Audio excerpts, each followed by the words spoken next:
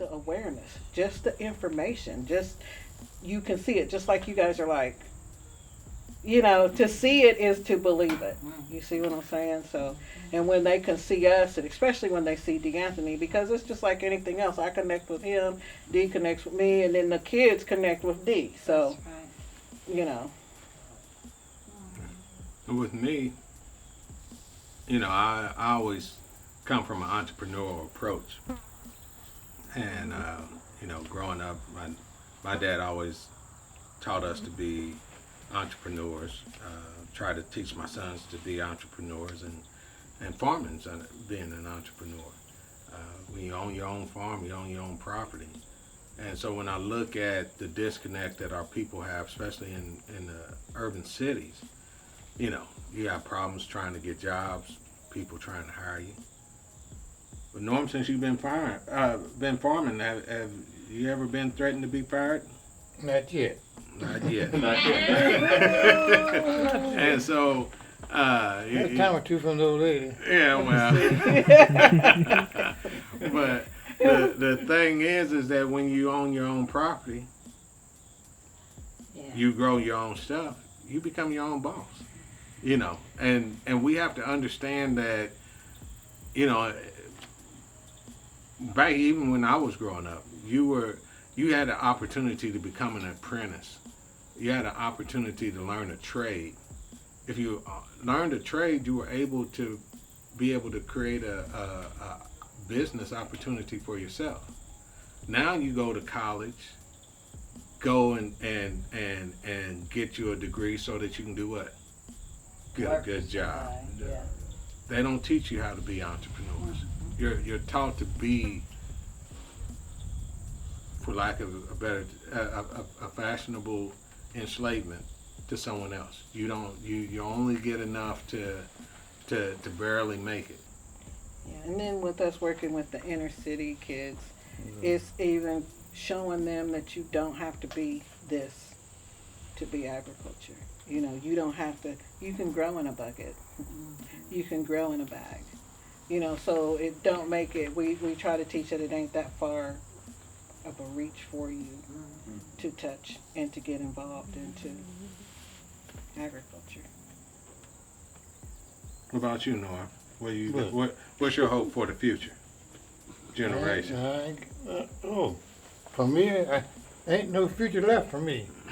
I done done what I was gonna do. You done passed the knowledge. And continue. I can tell you what to do, but as far as I'm concerned, I'm just about done fooling with it. Yeah, and that's the thing, cause just like with D'Anthony, I think earlier this year he was in there talking to mom and dad about getting chickens, and he just thought he was gonna go get some chickens. So that don't work that way.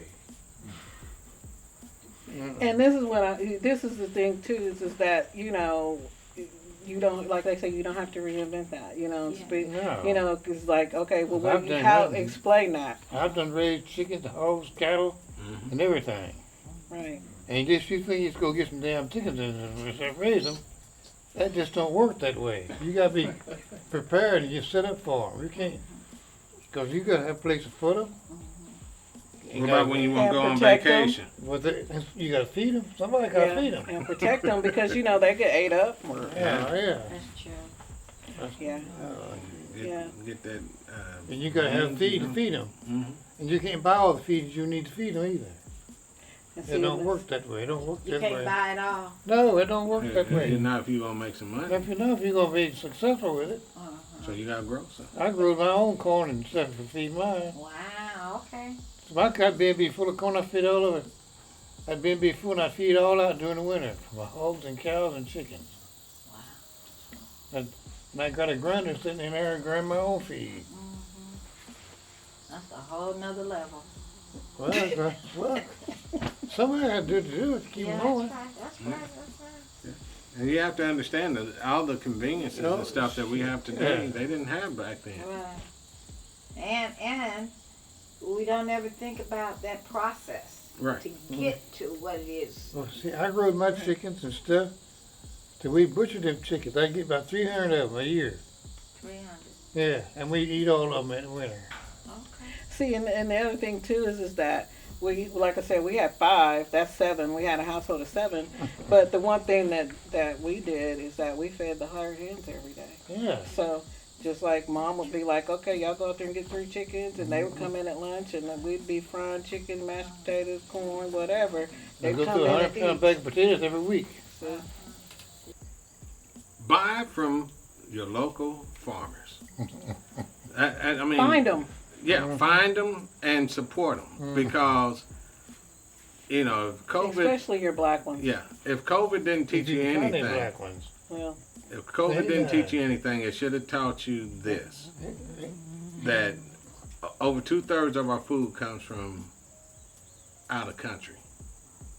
And when COVID shut everything down, Yeah. so you can't go up there. I mean, we all witnessed this. Yeah. That the whole world was shut down, and when they wasn't bringing anything in,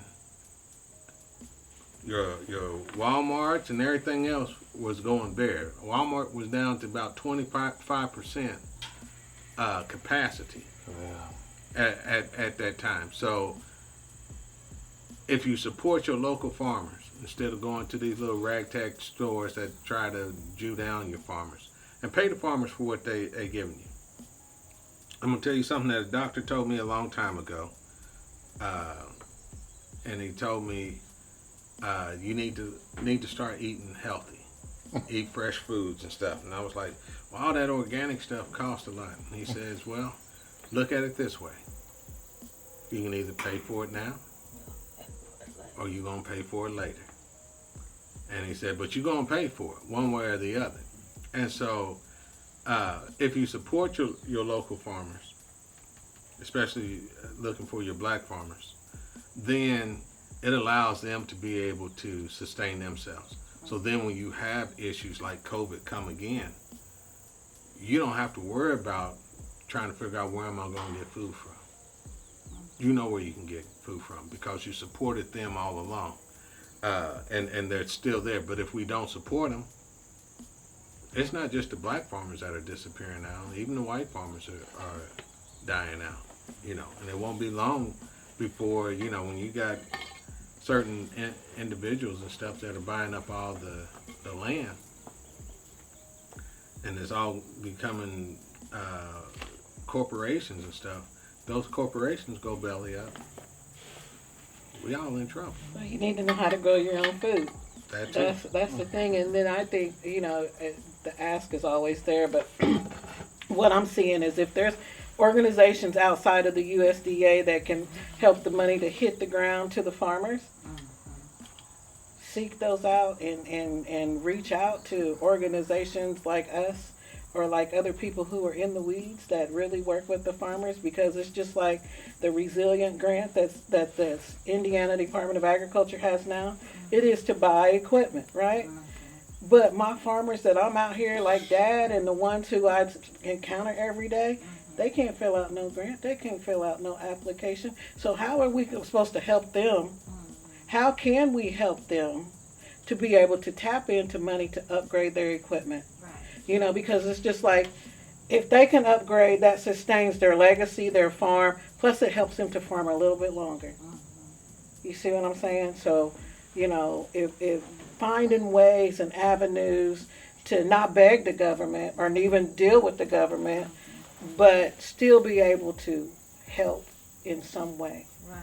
And get and be able to, you know, help us to understand, or like you guys are doing, the trust, you know, ways to not only help them but help others who want to do this type of work.